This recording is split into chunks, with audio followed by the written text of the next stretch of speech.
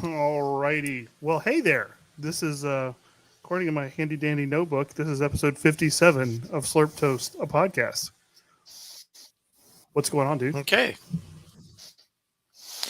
Not much, they've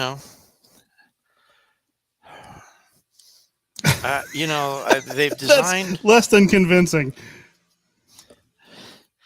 Every program, every app is used to be like the epitome of helpfulness. Right. Oh, we'll sign you into all your accounts. We'll do this. We'll do that. And it's like, I don't need that. Just turn on. I will sign into what I want. No, no, no. Let me help you. Right. So, Yeah.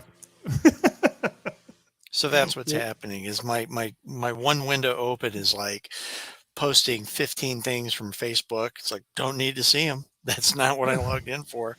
I'd have logged into Facebook if that was what I wanted. I have the same problem at work. I had some woman who came by my office. I'm working on ads. Victory. Working on all this stuff because we're going to have a 4:00 meeting in preparation for our strategic planning. And this woman's like, none of my stuff works, but you know what? That's okay. I'll just make do the way I always do. And then swaddles out of my office. And I'm sitting there going, not today. That doesn't slide today. So she and I had a little chat about passive aggressive behavior and that she picked the wrong mark. I'm just updating our guest. Today we're going to have a special guest on our podcast. All right. If things go well, it'll be our first streaming guest. So that'll be even more exciting. Here's hoping. So with that in mind, I wanted to do some of the stuff we normally do later in the podcast up front. To sort of, stay on brand. So do you have anything fun on your desk? Do I have anything fun on my desk? No, it's at work. Wrong desk. Well, maybe I can make up for it. It's actually kind of fun, and we can get into it a little bit. All right. But well, go on. You do your thing. We'll come back to all right. Well, we went to New Orleans last week for spring break with the boys. Yes. At our hotel, it was interesting. Just stuff that I never would have done, like, as a native Louisianian. We did like cemetery tours and ghost tours, and went to the World War II museum, which was really, really cool. Didn't just go to Bourbon Street and tie one on. But we did that. We got there Saturday afternoon, right after the St. Patrick's Day parade was over, unfortunately. Oh. Because,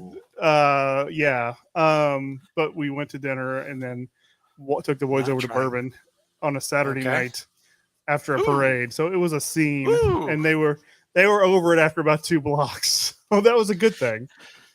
So our hotel was actually on Royal. So we were like a block over. So we were far enough away. And as we walked down Royal, we passed this really cool little gallery, and I went in, and I bought this guy. Oh, cool! In honor of our last episode in Papa Shango. Papa Shango shit. It is Baron Samedi, but I thought, oh, look, it's Papa Shango shit. So he'll be going on the wall over here somewhere. Maybe wait there. A minute. Maybe there. What? Okay, that's cool. We'll do this. So, Planet Comic-Con was this last weekend in here. I saw you were going, yeah. Oh, wow. So we've got Galactus, and he is having a cocktail? Having a cocktail. Is he using Saturn on a swizzle stick? That is awesome. That is awesome. So that I was it fun. very much. How was Planet Comic-Con this year? Boring. Okay. Oh, and then this bad boy. Oh, nice. He's smiling. He's smiling, yeah. No, this guy is really cool because he also did a print of Japanese Spider-Man that I've got upstairs. I remember you telling me about that one. Yeah. Mark Reedy. Is that his name? I think it's Mark Reedy. Den of Apathy is his Etsy shop. Den of Apathy. We'll put a link in the show notes to the Den of Apathy. I'm also going to put a link to the gallery shop. Yeah, the little shop that I bought Baron Samedi in. And and I forgot to go back to Marie Laveau's. I was something I was going to get for you, for both of us actually, and I didn't get back to Marie Laveau's after Bourbon Street night to get it. They have Saints, sort of the Brazilian Jesus, with lucha libre masks on. Oh, nice. I'm going to see if I can order them online because, yeah, pretty much I that find- pose. Yes, Darth Vader the Redeemer. Yes, I find your lack of faith disturbing. it's very much that, but the robe is kind of glitzied up and with like the lucha mask on. So Oh, fun. I will see if I can't get those acquired. So I told Chris to give us about 20 minutes to do our thing, and then he'll pop in. He'll I think pop he's in. going to do video too, so it'll be fun. Good. So with that in mind, what I want to do next is I want to give you your homework. I got homework. Oh shit! Yeah, Is yeah. it time for the 12 days of the butler did it? Look at that. The butler did it. I love the chirons. I'm so happy I figured those out. All right. So I picked out 12 for you. They're in chronological order, and I tried to mix it up, do some different things, and I tried not to make it too painful. So, and if you've seen any of these, let me know, and we can talk about substituting something else in. So, all right. Not a problem. You know. I left out the How Do You Train Your Dragons movies because I figured you'd seen those, and I left off 300 for the same reason. So beyond that, I felt like it was kind of wide open. So your first three are Dracula 2000. What is that one? Is he Dracula? He is Dracula. Yes, it's one of his first movies. Oh boy. You got through Liam Neeson. I think you can handle this. I tried to break it up. Okay. Reign of Fire. He's not actually one of the main characters, but he's in it enough to qualify it. It's a fun sci-fi dystopian movie if you've not seen it. I'm going to guess it has something to do with. Oh no, I was going to say with volcanoes, but that would be Ring of Fire. Yeah, no, this has to do with dragons. Okay. And Matthew McConaughey. Hey. I tried to find as many, also as we discussed, movies with Oscar winners as we could. So there you go. Okay then. And then Phantom of the Opera. You suggested that one the last time, so I'm putting that one last. Okay, that's the palate cleanser at the end. Okay, you can do them whatever order you choose, like you're not. Okay. We have the first rom-com, P.S. I Love You. Okay, which one is that? That's the one with Oscar winner Hilary Swank. Okay. Then Rock and Rolla, which I have seen. It's one of the British crime Guy movies. Ritchie. Yeah, I'm not sure if it's actually Guy Ritchie or if it's just Guy Ritchie wannabe. Yeah, but I've seen that one. It's actually kind of fun. The Ugly Truth is the one he made with Katherine Heigl. So there's your second rom-com. Okay. Then we got let's see here, Law Abiding Citizen with Oscar winner Jamie Foxx. Okay. Oh yeah. Okay, I know that one. Bounty Hunter. Bounty Hunter. That's the one he made with Jennifer Aniston. Okay. Oh, that one's cute. Okay, you've seen it? I have seen it. I'll watch it again. Okay. All right. Well, if you decide you don't want to, I can sub something else in. Chasing Mavericks. I saw not that long ago. Pretty good movie. That's the surfing one. Okay. He's okay. So he's trying to pull off a SoCal accent. Playing for Keeps. That one's a rom-commy sports movie. I don't know anything about it. So, and then you have your choice. I put Greenland on here, but it could be Geostorm just as easily. Oh yeah. Okay. End of the world, and Gerard Butler's trying to save the day. So either or, you can do Greenland or Geostorm. You can choose and just let me know. Okay. And then we're gonna throw in because what started all this was us talking about Plane. So I threw that one on the end. I figure it should be streaming by now. Just go watch out for my passengers. I can't do the accent because you got to tie the side of your mouth. Speaking of which, I want to play what is going to become our favorite drop here. Before the show, Laura and I were eating dinner, and we watched Ted Lasso, and that show is just amazing. I love that show, and my favorite character on the show is Roy Kent, who's the curmudgeon, sort of Crash Davis-y character in the thing. Okay. And this is something he had said something else right before this. I said, oh, I got to get that for a drop. And then he said this, and Laura looked at me and went, no, there's your drop. Okay. Hang on. Here we go. How you doing, man? You'll know it when you hear it. Heard the news. I broke up with her. Why? I mean, you guys were perfect together. Fucking Bruce. So as soon as I have the opportunity to pull that audio and throw it on the board, that will be a Okay. drop.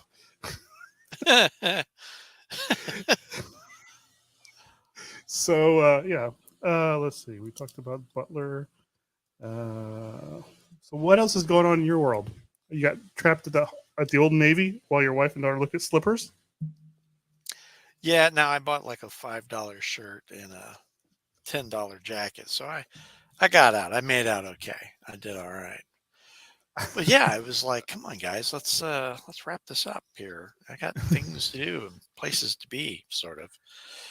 And they just like, we want to look at tops and we want to look at bottoms.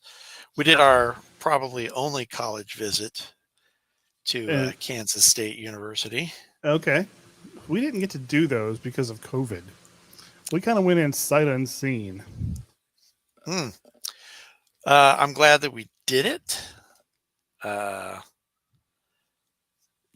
was kind of funny because she wants to do stuff in like the health and human sciences.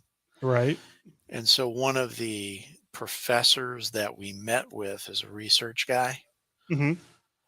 So they were they're putting a trick tube in a rat before they juice him up to find out what happens to his blood pressure. So you're just kind of like, and I turned to my daughter afterwards. I was like, "Babe, you've got to go into research. Most people will live through their kids, but I will only do that if you go into research." I didn't know all the excruciating detail about traking a rat. Well, we went into this classroom and there's this rat laid out on the top of the little surgical table, and there's a guy bent over him, like cutting him up, and then it's like, "Oh, I know that Dad wants to see what's going on with the rat." And I go in there and they've got it, throats open up, they've got a trach tube down to give him air and anesthesia, and his little arms are taped down, not like strapped, taped. And they're just sticking shit in it, making a little robot mouse. So that was actually makes me a little eel. Yeah. That's how we get Rocket Raccoon, dude. Or worse. So yeah, I was like, well, that's pretty fucking cool. And told her after we left, is like, you've got to do research. So I was like going, I want to do gene splicing. I want to make little glow in the dark mice. And they're like, that's not how it works.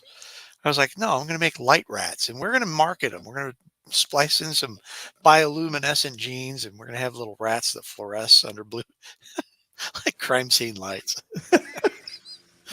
What's the I don't know what happened that? here, but the rats are. It's a whole, you're changing the face of pest control. I don't know if that even makes any sense. Yeah. I'm looking at my background. I think I'm going to move the dude over to this spot here. I think he'll fit nicely there. So yeah, so there's that. And then, you asked about Comic-Con. Here's what I realized is I'm waiting for lunch and I'm standing over by the photo line, right? Right. And you're sitting there and you're like looking at all these people and there's just hundreds of them. And they're standing in line patiently, waiting to buy tickets to go get something signed by somebody. And you're just kind of like, they spent $50 to get in. And then they're going to spend $100 for a photo. And then they're going to spend, and you're like, God damn. Another $100 on convention on center autographs food. and food and pops. Yeah. Huh? And pops. I was looking to like fill holes in my collection. Right.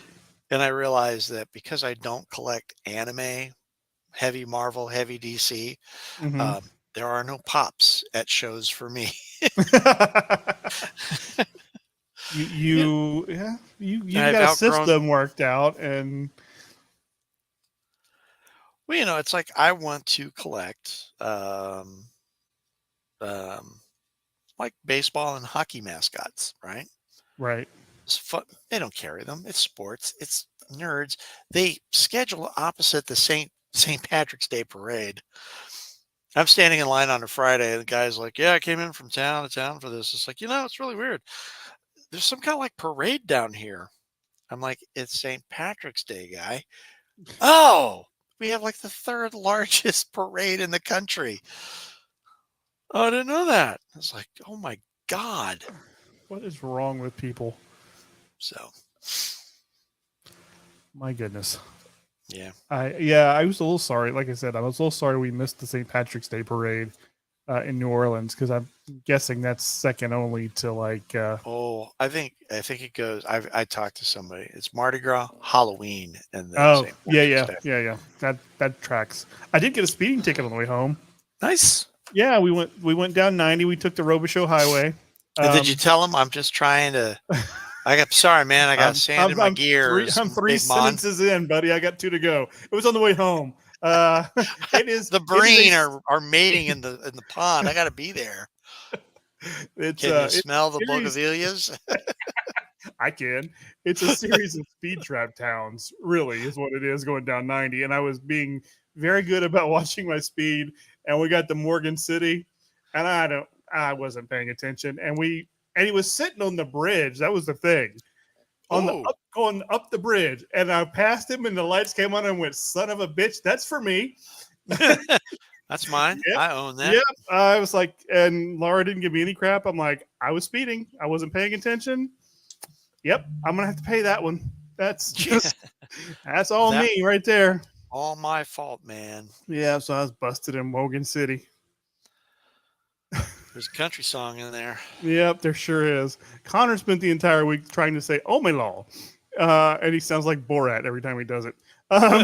He has no conception of a Cajun accent, so it sounds like Borat saying "Oh my lord." Yeah. The only more difficult accents in New Orleans accents. Well, just because there's 8 of them. Because there's 8 of them. They all sound like they're from New York. Exactly. That's something no one gets if they're not from Louisiana. Everyone thinks everyone in South Louisiana talks like they're from Eunice. But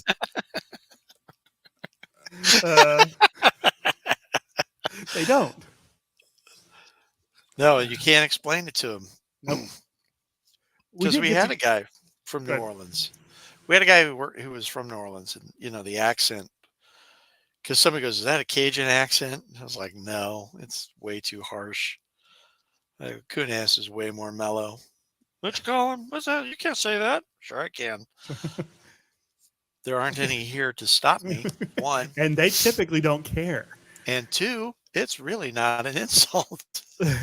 They kind of lean into that. It don't mean what you think it means. Exactly. We did get You to might go like- in. Go ahead. Sorry, I thought you were done. No. You go ahead. So we took the funeral tour, and so we got to see the I can't talk all of a sudden. That's not great for a podcast. The where they buried all of the unclaimed, unrecognized dead from Katrina. Oh, yeah. Yeah, there's like this series of vaults, and the walkway is shaped like a crescent note, like a sharp note, a flat note. So the walkway looks like a music note and a hurricane. And then there's all these like vaults with no names, just black vaults all around it. It's a little creepy. Yeah, I would say so. And then we went in the Oddfellows cemetery, which is private, and you can only get in if you're an If you're Oddfellow. a Mason. And our tour guide was an Oddfellow, so he took us to the Nice. Oddfellows and explained how the vaults actually work, which I did not know, and it's terrifying. Essentially, leave you in there to decompose, and they put you in a bag and drop you in the hole in the ground and put somebody else in, and they just kind of it's like first in, first out. Really? Yeah, that's how they can get so many bodies in those little patches of land. There's just ashes and a giant hole at the bottom. Ew. Gross. Yeah, exactly. Yeah. It's like That's they like don't really teach that kind of in, upsetting. Yeah. they Yeah. don't teach that part in Louisiana history. We got to talk about the pirates, which was cool. We didn't talk about, stacking your dead. Yeah. That's wow. Yeah. That's catacomb shit right there. That's like, because he was explaining, like, if you look at the vaults, they'll have like 40 names on it. And you're like, there's no way there's 40 bodies in there. Well, there are. They're just all decomposed. And so, the last names are the ones that are still on. There's like 2 shelves inside, right? Shelves. I don't know. He had a name for it, but essentially, when they open it up, there's two shelves, 2 racks, 2 oven racks, whatever they're called, racks, because yeah. the humidity and the heat in South Louisiana decomposes the bodies faster. So they don't put them in they don't embalm them, they don't put them in a casket. They just slide them in and let nature do its thing. They seal it up, and then the next person dies. They rotate them through. Oh wow! Ugh. Exactly. Yeah, one of them was open, and I was like, I want to see, but I don't want to look too closely. There was no bodies in it, thankfully, but yeah, there was one that was open for educational Airing purposes, out? I guess. There's not enough Febreze in the world, my friend. No, that's wow. Bleh. Aren't you glad that I got some education last week? I am. That is fantastic stuff. The World War II museum was kind of cool. They had like a 4D movie about and so like this big tank comes over a ridge and the whole seat starts vibrating. I'm thinking, can the tank just stop there for a while? I'm enjoying the massage. We hold the Battle of the Bulge right there. Can we just put a pin in that? Yeah. So. Oh man. Oh wow. We've been doing, it's been a rough week. We're doing management training, leadership development with some guy who just fucking talks in platitudes, and you sort of, Is this your guy with the listicles? Yeah, everything's a bullet point. We're going to go ahead and just kind of, break that down, and we'll send out the bullet points to everyone. And I'm like, you're going to bullet points? Is there not enough self-awareness on that side to say we're kind of, stacking the bodies? Clearly not. Yep. So Planet Comic-Con is y'all's big one every year, right? It is our big one. It's they're going to do an anime one in the fall. They're very excited about that. And I'm like, yeah, that'll be underattended, but whatever. I just saw while I was getting things set up. Apparently, they're calling it Final Girl Fest here sometime in the summer. Oh, Chris is on. Let me bring Chris on. They're having it's the Final Girl actresses, Barbara Crampton, all those girls, and they're doing like a festival around. That won't be horny at all. Hang on a second, ladies and gentlemen. Guest. We have a guest. Chris. Hello, Chris. Hey, y'all. What's up? Hold on. I have intro music. Okay. Ladies and gentlemen, boys and girls, children of all ages, we're joined now by our friend, author Chris Smith, who's going to enlighten us about his new book, Unreality, a novel. Is he going to launch you to Viva Las Vegas first? No, I'm going to fade down Zarathustra, and we're going to let Chris talk. It's enough of our nonsense. What's up, bud? Keep the nonsense. Oh, trust me, there's plenty of nonsense to go around. Yeah, we just learned how they bury their dead in New Orleans. Above ground. Even better. Makes for a beautiful drive in. They stack them and let them rot, and then rotate them through. We went on a cemetery tour last week. Story. I learned all about that. What's up, bud? You're That's on vacation. The worst parking ride ever. It's true. Yes. Sorry. No worries, man. You guys are rolling. Yeah, on vacation. So you caught me at my most chill. Hey, look, I put your thing up there. So this is Chris's Twitter handle, and so you've got your new book is coming out tomorrow. Tomorrow is the day. Tomorrow's That's the day. Excellent. right. Are you Yeah, excited? I know you've been working on this one for quite a while. I am. I am very excited. There was a stage at which I was kind of nervous because Oh, excuse me. complete strangers are going to get to read it now. Not just equally tilted friends and loved ones, but the world at large. And so initially that caused me a tiny bit of anxiety. But I'm like, hey, why'd you write it except for people to read it? So That's right. now's the time. Well, it's not your first one though. I mean, you wrote the Doug book. Yeah, the Doug book. But and that was a great project and something I'm work I'm still really proud of. But the difference is that I was telling someone else's story, versus pulling one out of my head. And so I won't say it was easier because there are parts of that actually make it a lot more difficult. Like, I have to try to be true to the person whose story you're writing is the main, complication versus, starting with your own palette and having to be accountable to no one other than yourself. There's a certain greater ease in that, but yeah, it's not my first book, is my first novel.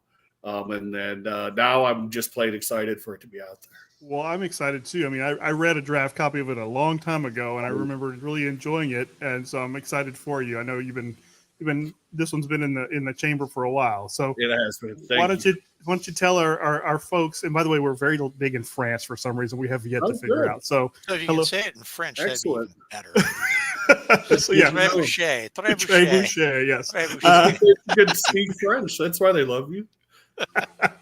So tell everybody what the book's about. Frickin' their language. The book is about a young couple who young but established in life, have their career rolling, and they decide, you know what? And they aren't the first people to have this thought, but they decide maybe this place isn't for us. This place being the good old U.S. of A. And maybe we could build a better life somewhere else. In fact, maybe we can build our own little society. And again, this is groundbreaking territory, but that's where the story begins. And then it weaves through kind of the backdrop of it is a reality TV show. And this is kind of providing the continuous flow through the story. Sometimes you're in a setting where the show is on in front of the people who are being depicted in the story. Sometimes it's the actual contestants, if you will. Okay. Sometimes the network executives. But it's so the young couple is sort of the focal point, and then the background is this reality TV show. Cool. Yeah. And you self-published it, right? Yeah, I did. I spent about a little over a year querying. I didn't know what querying was until I had to do it, but evidently when you write a book, no one will publish it unless you have a literary agent.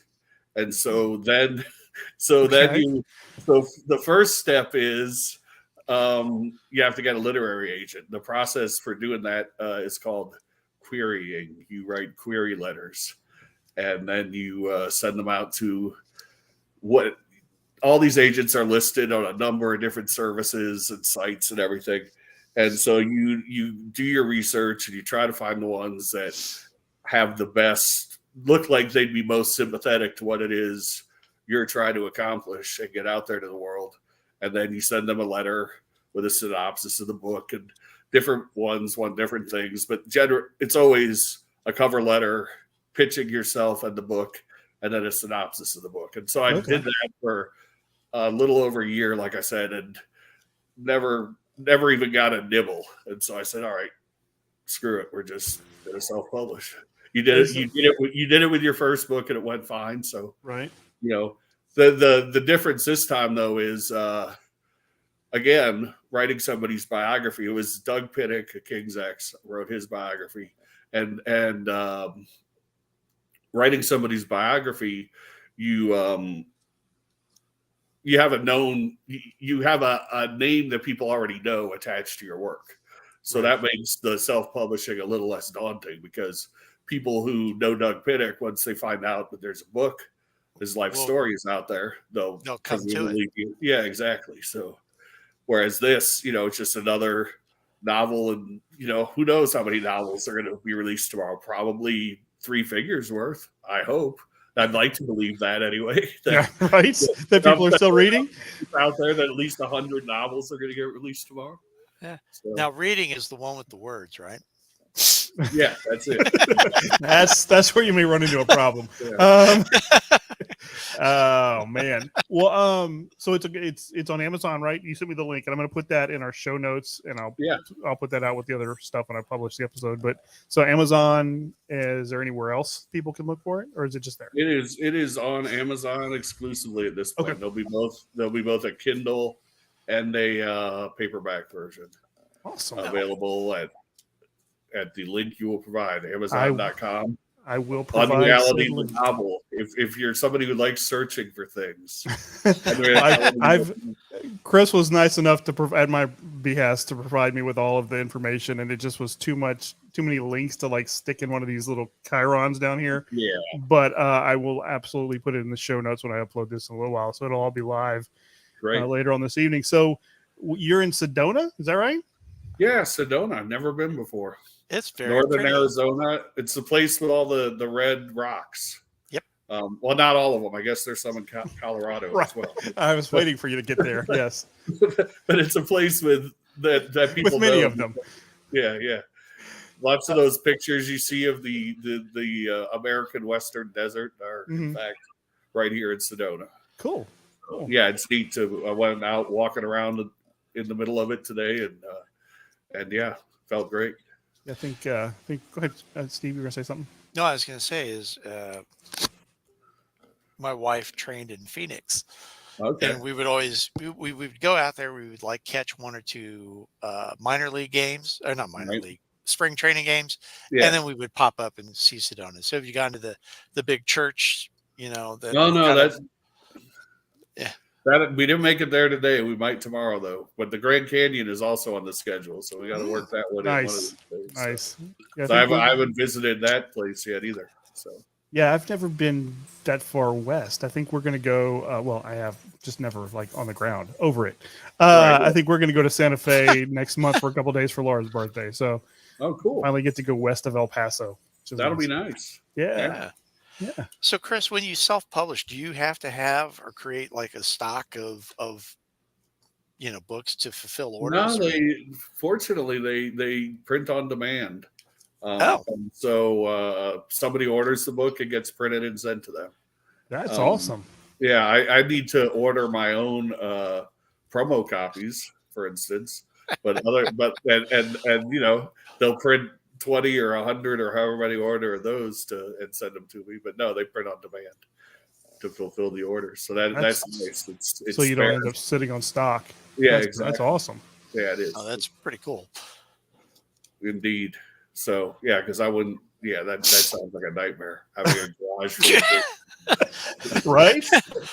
Every time somebody buys one, they just send you a label. That's right. I did it for the fame and glory, and now I'm a mailman. That's right. Just run out to the garage and drop one of these in the mail. Okay. Cha-ching. There's my royalty right there. Oh, that's too funny. So, you're my go-to music guy. I mean, we did a couple episodes ago. We did our quote unquote music episode. Started with us telling the story of us figuring out Sammy Hagar was going to replace David Lee Roth back in '85. Yeah. Which is, and I know that was not your favorite thing ever. But what are you listening to these days? What am I? Well, right now, if I weren't here, I would be very excited because I'd be getting ready to go to the 5th annual, well, not quite annual, the 5th Hell's Heroes Festival in Houston, Texas. I'm still a devout metalhead. I do branch out, as we'll talk. My second point on this, anyway, we'll stick to the first point first. Okay. Hell's Heroes, heavy metal. 2-day festival in Houston, Texas, at White Oak Music Hall, and it's a really cool thing on the musical map because it takes all of these new but obscure and older but not high profile anymore metal bands of a particular little niche. It's somewhere between, and as you guys might be aware, might not, more subgenres in metal perhaps than any other musical genre that has existed. But it takes one called trad metal, one called power metal, and mostly those two, and both modern and older progenitors of it, and brings them together in one place.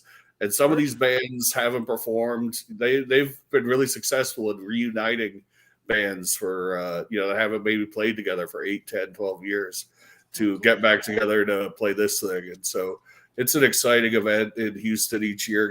It got put off a couple of years because of Corona, like so many other things. Right.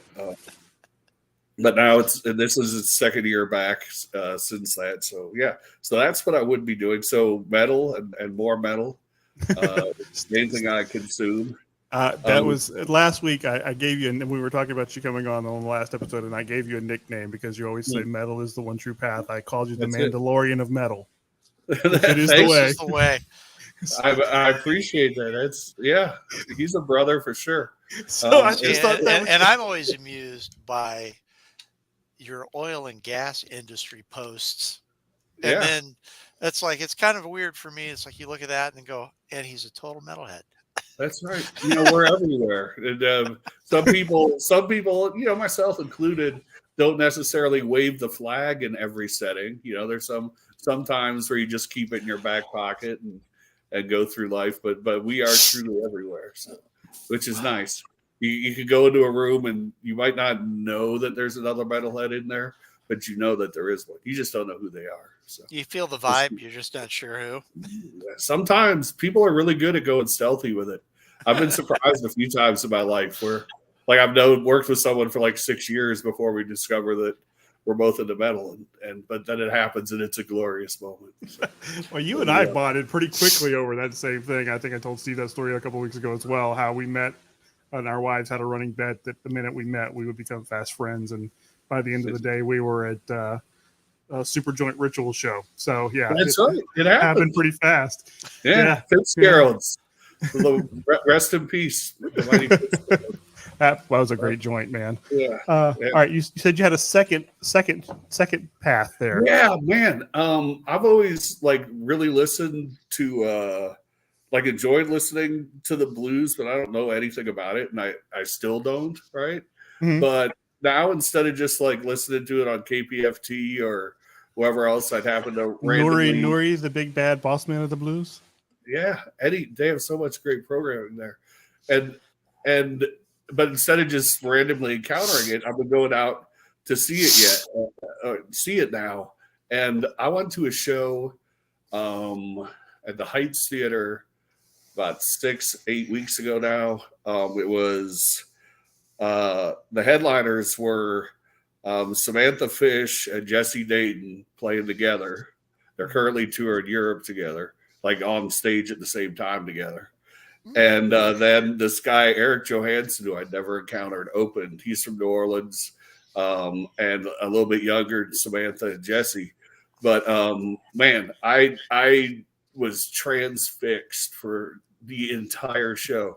And not just by the virtuosity, and there was a lot of that, but by the sheer, joy of music that was coming off the stage. All three of those people were just amazing in their ability to project that joy, that community, like you really felt like they were playing to you because you were their buddies, not because you paid to get in there and they were up there on stage, laying down their goods for you. It was a really great communal vibe that was created, and it was via the blues. And then, I was very fortunate back in my my nightclub days. The club I worked in, we did Blue Thursdays every week, so we got a lot of mid-level national touring acts, and I got to see a lot of great live blues on Lonnie Mack. Got to have a conversation with Gatemouth Brown, which is one of my favorite things ever. Nice. He was so cool. And a bunch of other guys. There were a lot of guys on the Alligator label would come through, so that was a lot of fun. Yeah, that music will transport you like very little else. It just will just suck you right in. No doubt. There's such a depth of emotion. I went and saw Buddy Guy just a weekend or two ago, and he was playing a 5,000 seater in Houston, Texas. And I didn't know what I expected, but I think it looked something like a really proficient performer, historic musician, kind of up there, half picking out some tunes, half telling some stories, whatever. No, this man is 87. He's old, something yeah. And he tore that place up. He was working that stage. He was playing licks on a guitar that you'd be impressed seeing like a 20-year-old play. It was amazing. And first of all, it was a 5,000 seat space, so it didn't quite get that same communal vibe going. But as far as the music went and the performance went, I couldn't even. It was so much not what I walked in that room expected to see. It was really, really great as well, just in a completely different way. Yeah, I had a very similar experience a few years ago. Right after we moved to Austin, I won tickets to an Austin City Limits taping, and it was Buddy Guy. So it was in that little ACL theater there on 2nd Street. And I took Jack, who was a burgeoning guitar player at the time, and he had no reference point for the blues at that point. We were both just blown away by him. And he did a lot more storytelling on that one as is required by that program, but it was still just, just to be in the room with him for one, because there aren't that many of those guys left. So no, he's old school for sure. Yeah. Steve and I saw BB King one time in Kansas City. Nice. Yeah. Oh, that's right, at the Liberty Memorial. Yeah, that it was. Cool. It was BB and I think it was the reconstituted Little Feat and Dr. John, if I remember Dr. John correctly. and Little Feat. Little Yes, Feat. it was. Yeah. I saw that little. I was just gonna say I saw that Little Feat Waiting for Columbus tour last year, and it just in my brain. I've been playing that record since I was about 12 years. I bought that record at a flea market when I was like 12 years old, and I've been playing it ever since. And so to see it performed live, that's awesome. I never thought I was going to see Waiting for Columbus performed live. Holy cow, I did. It was awesome. That's amazing.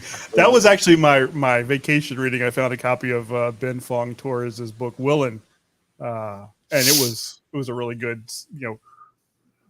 soup to nuts, beginning to end story of the band, and that was really good read.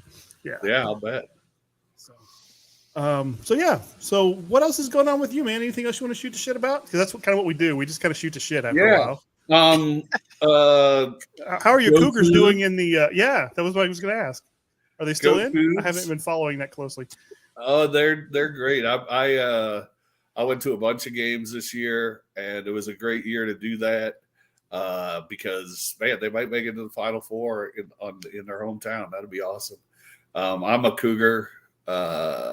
Graduated a long time ago. I missed Phi Slamma Jamma by this much. The day I was down there visiting as a high school senior from Michigan to decide if I wanted to go to the University of Houston, that very day was the day that Hakeem held his press conference to say he was going pro a year early.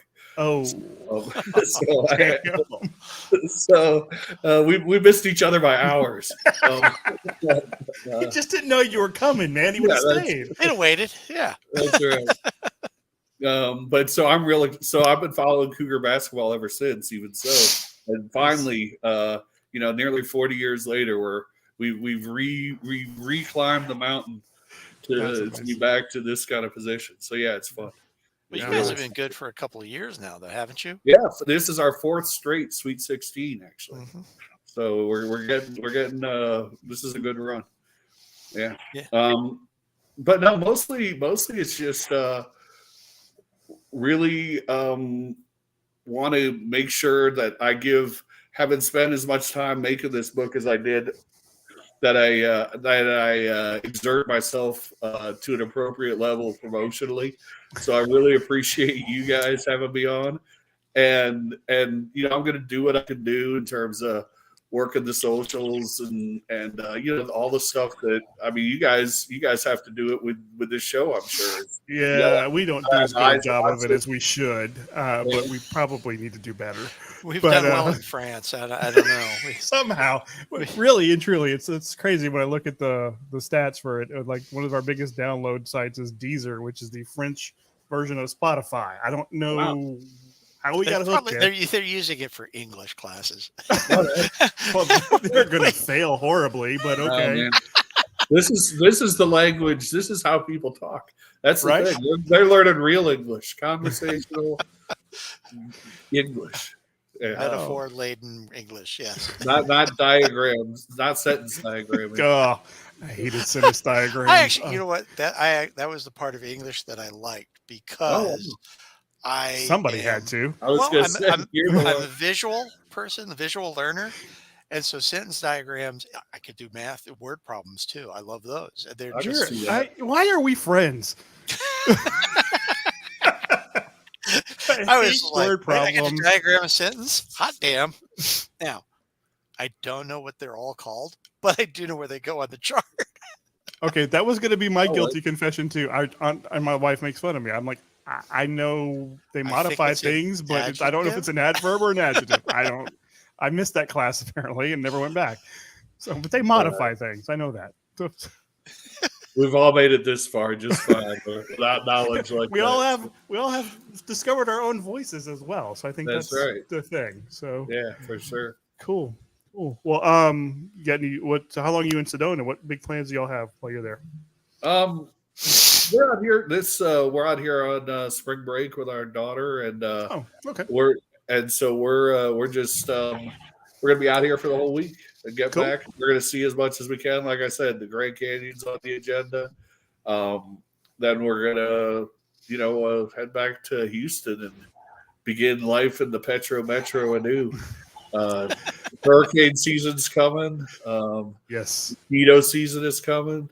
Funny how those things go together, right? Yeah, indeed. That is, yeah, I was telling Steve before you came on, one of the things we did while we were in New Orleans was I did the touristy stuff that I never did growing up there. So we went like a cemetery tour, and they have a series of vaults and a spot created for the unnamed, unclaimed victims of Katrina. And it's very sobering to see this like semicircle of black granite vault faces with no names, no dates, no nothing. Wow. And the walkway is it's a treble clef, but by design it also then looks like a hurricane. Oh yeah. So it's trippy and really somber. Kind of messes with your head. Yeah. But, so yeah. No, that sounds like it would be very impactful. I had a similar experience the first time I walked the Vietnam Memorial in DC. I was expected I was just going to go there and read some names, and it'd be a nice sunny day, and I'd walk down it and back up it. But it's something about they designed that so perfectly, because as you're going down it, and it was a beautiful sunny day in Washington, D.C., and that's a great place for a beautiful sunny day. But as you're walking down it, you could just feel like the mass of it growing around you, and then you're walking back up. You're like, damn, I hope I get to the end soon. And so yeah, it was a really impact. That one hit me a lot harder than I thought it would, actually. Yeah. So it sounds like a similar experience. I found myself like Laura and the kids walked off looking for ghosts, and I just found myself standing there staring at it for a while. I was like, God, right? bless. Yeah, I could imagine. So, well, I don't want to hold you up too much longer on your spring break, but I want to give you the opportunity to flog away. So hit us with all the information that our viewers, foreign and domestic, need to get Unreality in their hands ASAP. The best place to do it is at Amazon.com, and Unreality the novel is the way to search it. You can find me on Twitter at Doug the Ship. all one word. There it is. And then the book has a Facebook account as well. I believe it's Unreality Novel. It's I believe that's what you sent me. Unreality Novel. So you can find it and other sort of occasional musings or reposts that I think mean something on those platforms. I have an author website called chrissmithauthor.com that you can also find some cool things. Hey, you could actually buy an Unreality t-shirt or a Metal the One True Path t-shirt or all kinds of other cool things. A throw blanket of the Unreality cover. Beautiful. Oh, nice. At unrealitymerch.com. So Hold on. so Oh, you didn't give me that one. That's I awesome. did. I see what a poor job I'm doing.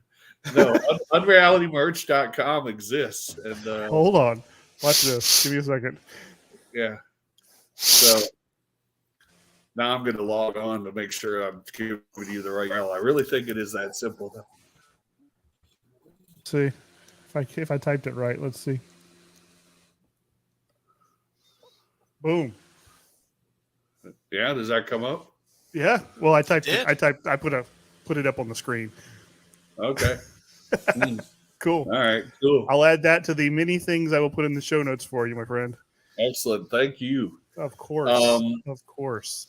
Thank you and for yeah. taking time out of your trip to come on with us. It's been a long time coming. Definitely. It's been my pleasure. It's been so long. Steve, this might be the first time we've actually spoken. It is, and we It talked is. about that. We've been in each other's orbit for more than 10 years now. But Exactly. Yeah, really great to would see love- you. I would love to put you two guys in a room. You seriously, I think it would be amazing. For me, if for no one else. But We joined forces once. I remember. I was thinking about that. In a war against Little League, or not Little League. Select belt. Little League select bullies, ball. Let yeah. me make that clear. It was not Little League baseball.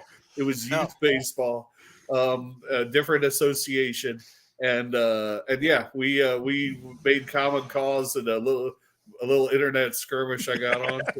Nice fight beside you, brother. I appreciate the assist. And Bruce, I'm always willing to jump in on a bully. yeah, excellent. Thank you. Same. And Bruce, it had been too long, so Yeah, nice man. to see you as well. Let's see if we can figure out a way to get together before too long. I like that idea. You guys All have right, a man. good rest of the show. You enjoy the rest of your trip. Tell your wife and daughter we said hi, and I'll Will catch do. you later, bud. Awesome. Thanks. All right, man. Take care. All right. Yep. Bye. Bye. Chris.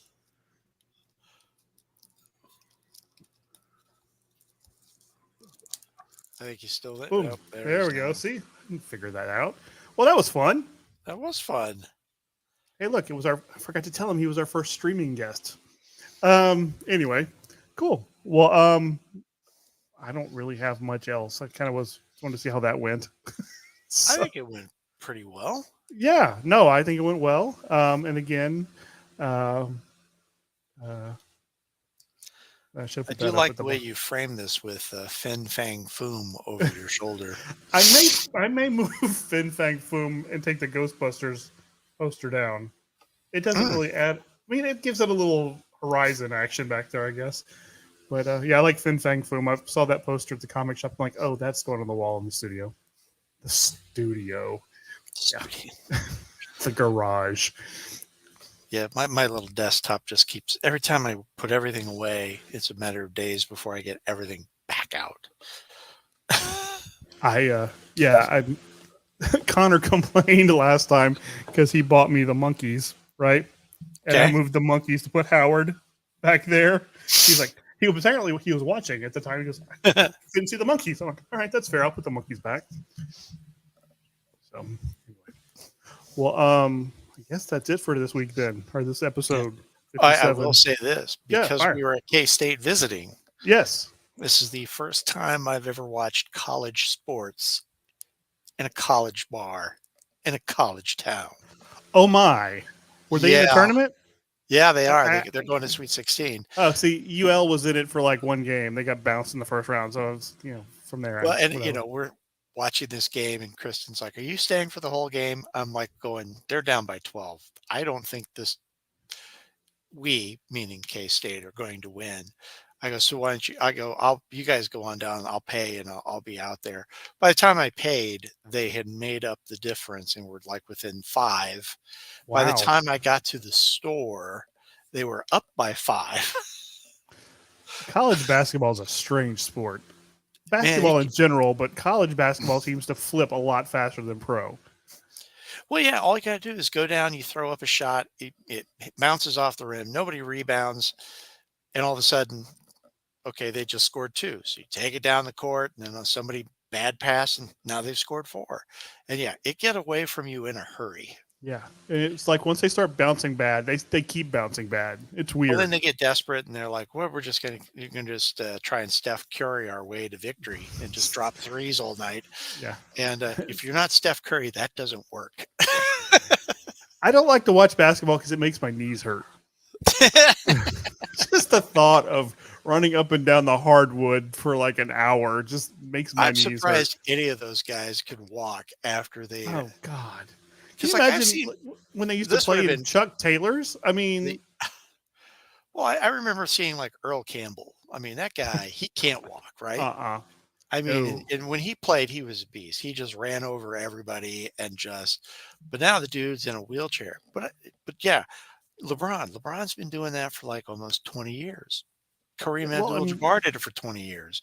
I mean, how how how do their hips still work? How do their ankles still work? How do their believe, knees still work? Kareem made some sort of deal with Bruce Lee. That's all I know. That's all I can figure He stole his life force. That's what he did. in the game of death. And then Yeah. the thing with Kareem is, I watch basketball because of my daughter's high school team. It's like I watch it. It's like I kind of miss the skyhook. Big man with his back to. Yeah, exactly. Just kind of lost it over everybody's. Yeah, I mean, granted, as Chris was talking about Hakeem, I mean, he did that for a decade in Houston. That was what he did. They yeah, called it just the Dream turn- Shake. It just boom over everybody. Yep. and you just don't see this guy. And that's the thing. I when we were younger, and I did watch basketball because like my grandparents were into it, and I had great aunts who were Indiana, big Larry Bird right? fan, Indiana. Those guys got in fist fights. Like, I mean, there's one where Kareem catches an elbow to the chest, and the guy's got his back to him, and I mean, Kareem just bang, right in the back of it. That's got to be a fist like the size of a ham too. Yeah, or Rodman and those guys, or Bill Lanier. I mean, they got underneath Oh, Lanier and just beat the hell out of one another. And now it's Now like, they just fall down. now we pull up at the 18-foot line or 20-foot line or whatever, basically start launching them from half court. Yeah. High school basketball, we had a kid who was throwing himself on the floor. He was flopping. Mm-hmm. I'm not the best at that whole sportsmanlike thing. So that kid, he's thrown himself on the floor. He's done it all this. I mean, flagrant. And I thought he almost got a technical for doing it, right? Mm-hmm. So he gets fouled. He goes to the line. He's bouncing the ball. Pump a tump, pump a tump. I stand up. Why don't you throw yourself on the floor?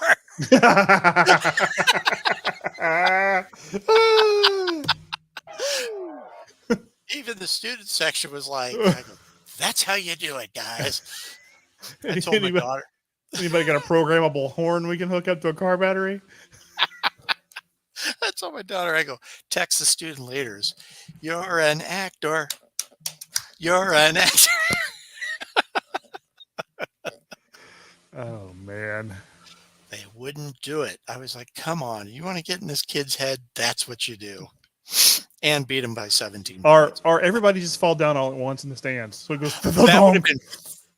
I told him. I was like, man, if your boyfriend were here, I'd be down there coaching him. I'd say every time that kid comes down the court and he's in eye shot, just throw yourself backwards into your friends and have them follow.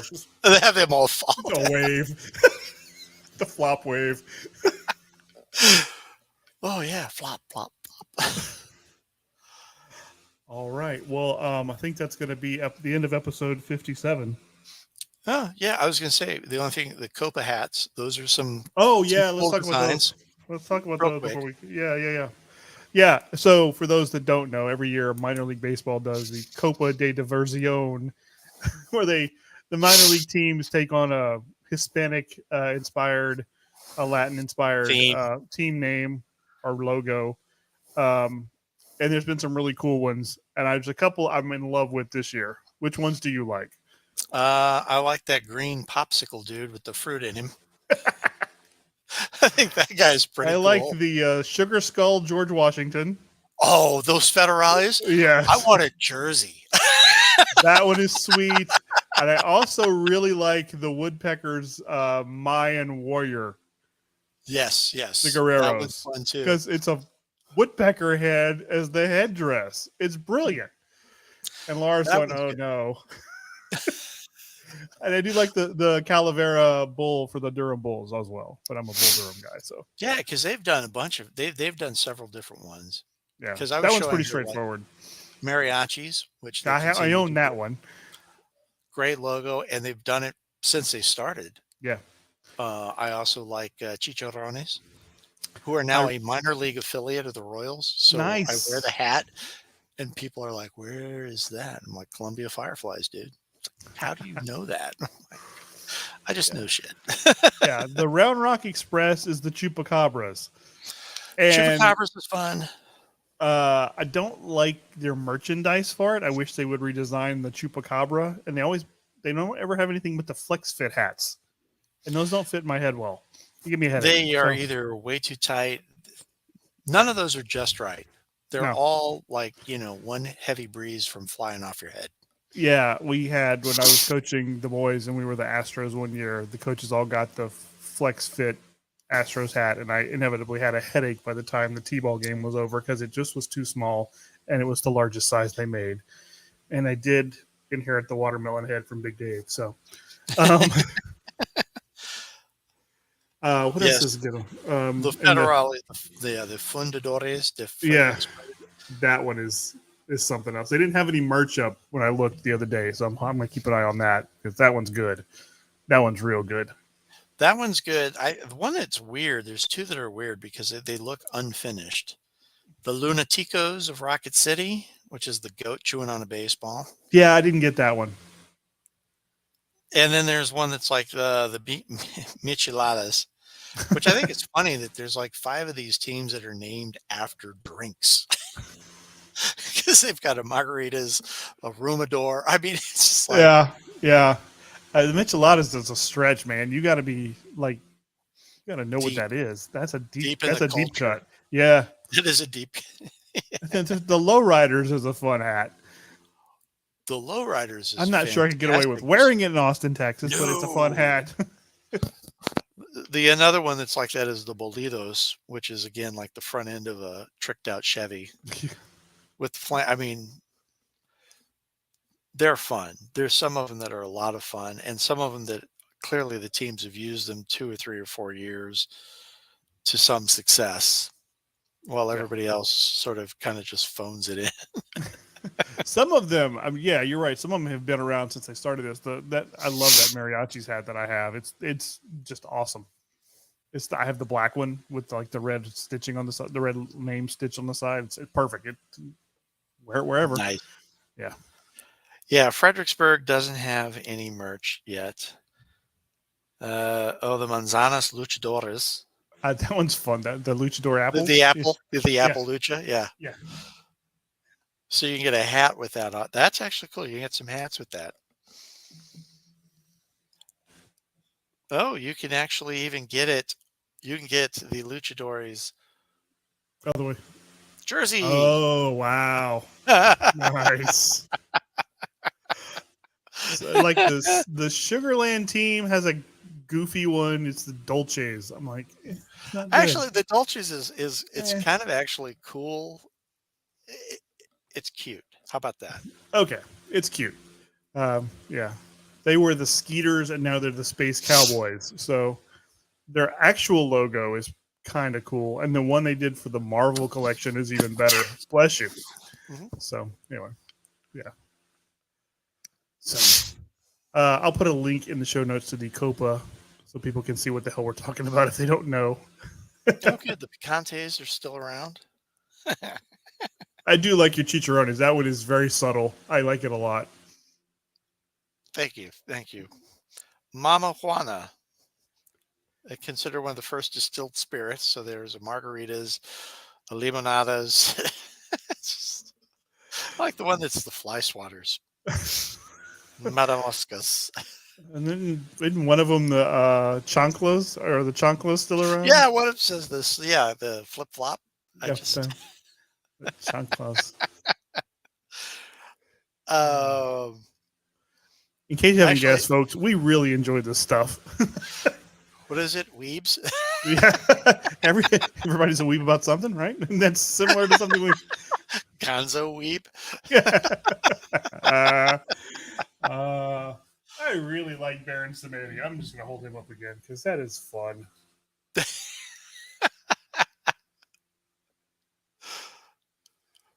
Very cool. Yeah. See, I like the one thing I do. Okay, I like walking through artist alleys because you can find some kind of cool stuff. You just gotta stay far enough away from the tables that they can't call you over. Because I got called over, and the guy was like, "Hey, do you read comic books?" And I'm sitting there going, "No, I just stumbled in here because of St. Patrick's Day. Of course I fucking read comic books. I'm at a comic book show. You know who the Punisher is? Yeah, because I'm not under 10. So his cartoon character, his comic character, was a guy who punished people who were cruel to animals. And where the Punisher, Batman would just leave these guys for the cops, he leaves them in the East River in bags. And you're kind of like, Thank you. Thank you. very well timed. Thank you. And he's like, look at the art, look at this. And I'm like, I've got to get away from this guy. So he Look, cosplay, run. oh shit, this is the way. The way away. But you can go through and you see some really cool stuff and you can talk to some cool people, but you got to be careful that you don't get sucked into the that sort of eddy of, you know, it will suck you in. it's like, oh my God, that's a lot of anime. And those aren't tits. Those are bolt-on teacups, you know. What? The breasts are just long, you know, they're yeah.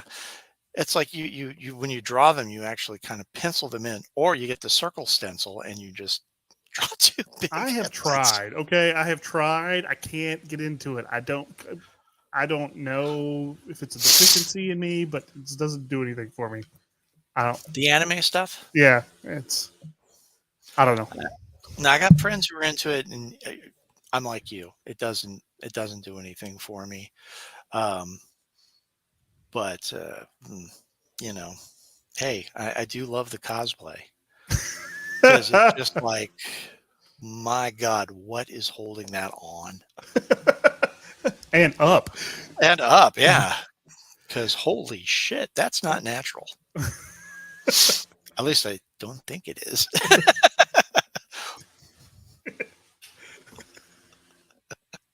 Hey, I don't know if you saw Andy Kaufman got in the WWE Hall of Fame yesterday. They're inducting him this year.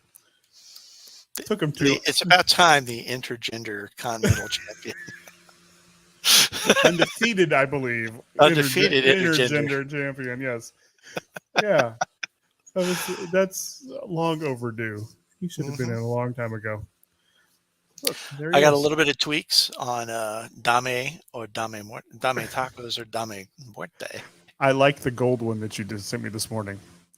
They're both fun because when you look at the gold one, because I got to play around with it and clear out, you know, because it's just layers on layers. So I got to clear it out so it's all empty.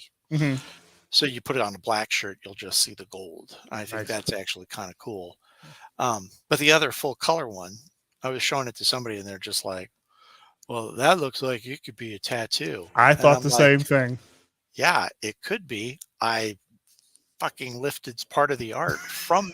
I mean, Is it a flash? no, what I did is I looked at Dagger through X, Okay. hearts, skulls, and everything, and went American original daggers, and then found 2 or 3 that I really kind of like bits and pieces of, and then just kind of composited them together. Nice. But yeah, I do like it, and I've got one with the little star back, and then I actually have one that's got little stars around it. Which actually, as you look at it, it's like that's actually kind of cool. That's the color one. The color Yeah. one might be more. The color one would like, look really good on like a ringer tee. Yes. Yes. Like one of the colors that's on the taco, like a red or a green with the ringer on it. It would look badass. I like that idea, but I've gotten like I haven't never gotten one of their ringer tees, but I've got like the 3/4 sleeves from T Public for something else, and they're awful. You can you put it up like and you can see your hand plain as day. They're thin. Oh, so like those rock 3/4 we used to buy at the mall. That kind of yeah. So I wouldn't suggest not those. Okay. But well, I would no, definitely. Ringer 2 would be pretty cool. Those colors would pop for sure. So yeah, that was the thing. My palette was like all over, and I just kept simplifying it down. And as I did, it just became a little bit more. And I was like, well, I'm going to thicken the lines up, and it's like, damn, this works. I don't get to say that out often. Oh, you should. You're too hard on yourself. No, I've got those pinned up. Somebody said, yeah, like I said, no, that would be a badass. The color would be a badass. It would be. Yeah. I thought the same thing this morning when I saw him. I'm like, oh, that's a tattoo. Yeah. Don't show it to Connor. Well, he'll be sporting it. Just go into the tattoo shop. What do you want? This. But I want you to do it in the style with the shading and shit, so it really looks old school. That's too funny. All right, man. Let's wrap this one up so I can edit it and get Chris's info out there since his book comes out tomorrow. Oh! All right. This has been episode 57 of Slurp Toast Podcast. Steve's going to sleep. I'm going to edit. And we'll see y'all in a couple of weeks. Oh, shit. Later, I didn't kids. realize I was wearing company gear. Oh, I can't block that out. It's all good. No worries. Bye. They don't know what that is in France.